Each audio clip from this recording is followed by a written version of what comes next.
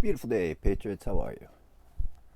I was contemplating and deep thinking here for a second, and it kind of dawned on me that, it's so easy for all of us, every single one of us, to uh, be misguided, I guess, or make make choices that aren't very based in a deep foundation. Maybe let me put it. I don't even know if I can describe it. Let me just kind of talk about it for a second. So, when we learn something new as individuals, right, we want to go and share that information with others. And yet, we all, as we go through our learning process, forget that there's nothing new under the sun. So, even though it's new for me, it's not new for the world.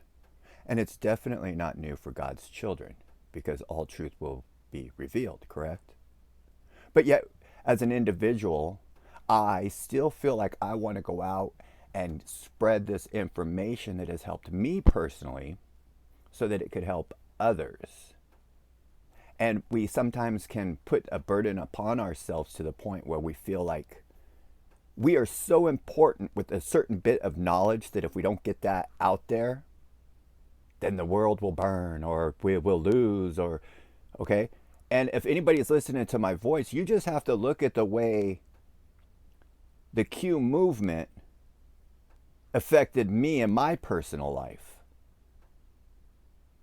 I mean, I stand by what I say. My name is Gregory Allen Hamilton, and nobody knows the Q drops better than me. Okay? That's a sin by boasting like that. But it's how I feel. I also know by studying the Q so much that I realize that it is a great deception. That it's completely witchcraft. Politics is witchcraft. Q is talking about politics and everything about politics. How could it not be witchcraft? Correct? Doesn't matter if you agree with me or not. I'm just talking about how I can see how in my life I will get a bit of information and feel like I want to share it with others. And then I'm always bizarrely confused about how they don't want to hear this information or that they hear something, and I'm talking about anyone, then they hear something and it's like, oh, that's not true or it's not a concern or whatever. And that kind of can be perplexing to a person or just me, okay? But then I realized that when I was younger and when people would come up to me and tell me certain things, I would discredit it or push it away. When I'm in debauchery, I don't want to hear somebody come up and tell me that these are sins. I'm having too much fun in debauchery, following the devil's practices, for me to want to hear the good word. So no matter how many times somebody would have come up to me during that time, I wouldn't have been able to hear them. Now, their light was still shining, and I remember certain incidences throughout my whole entire life where people that believed in Jesus Christ stood up for it and told me certain things that had never, ever left my heart. So, I mean, their light shined, but they were unable to do anything for me at that particular time. Yeah? It's a journey within ourselves. We get tired of seeing the fruits of our labors. And when we're in debauchery, we are not taking care of our field. We're not taking care of the watering. We're not taking care of the fertilization. We're not taking care of the pruning.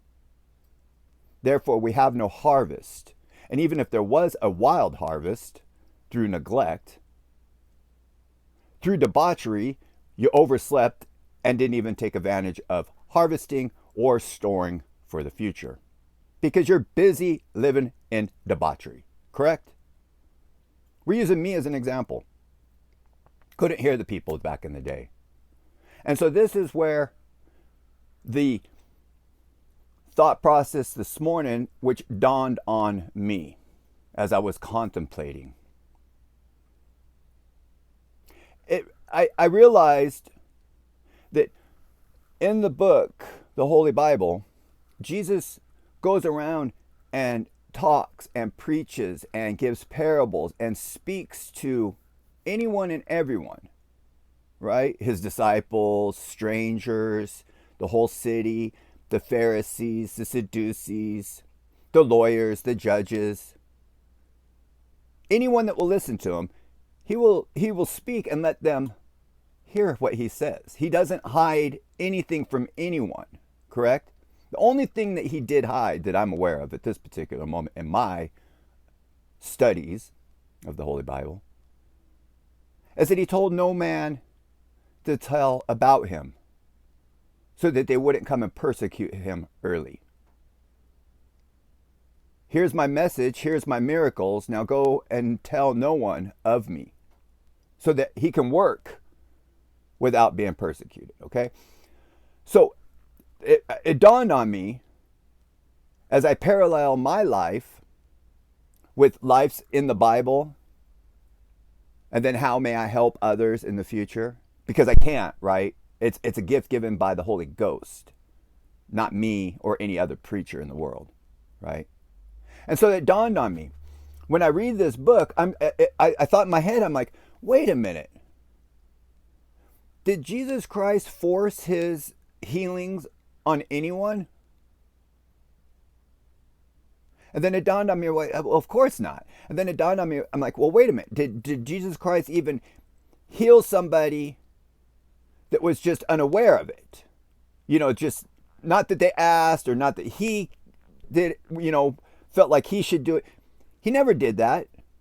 He didn't just walk down the street and then have pity and compassion on somebody and then touch and heal them and then moved on. No, he let them stay in their debauchery. He let them stay in their misery. He let them stay in their lessons of life, their choices. Here we go. He let people stay in their choice. When I was in my youth and living in the philosophy of do as thou wilt, make thyself happy, I was living in debauchery. Less than some, more than others. Does it matter what level of debauchery I personally lived in?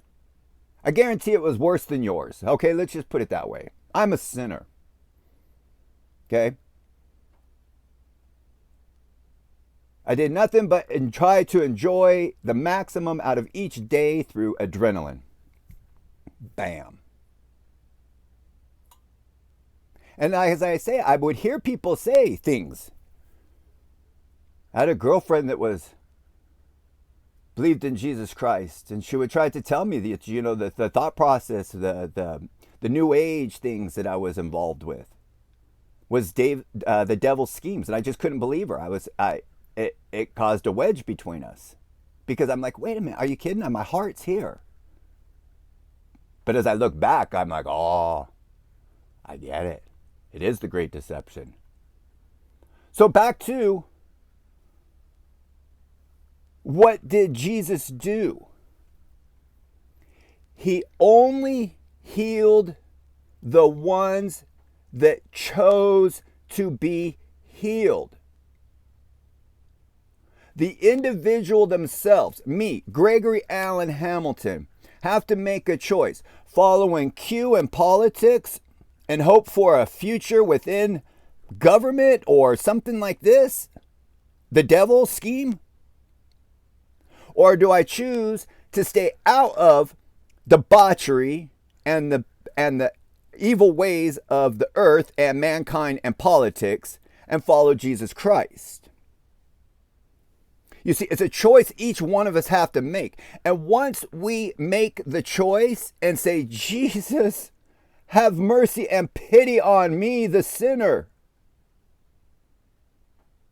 he now has the ability and the opportunity to do just that. But until you make the choice of which path you will follow, no man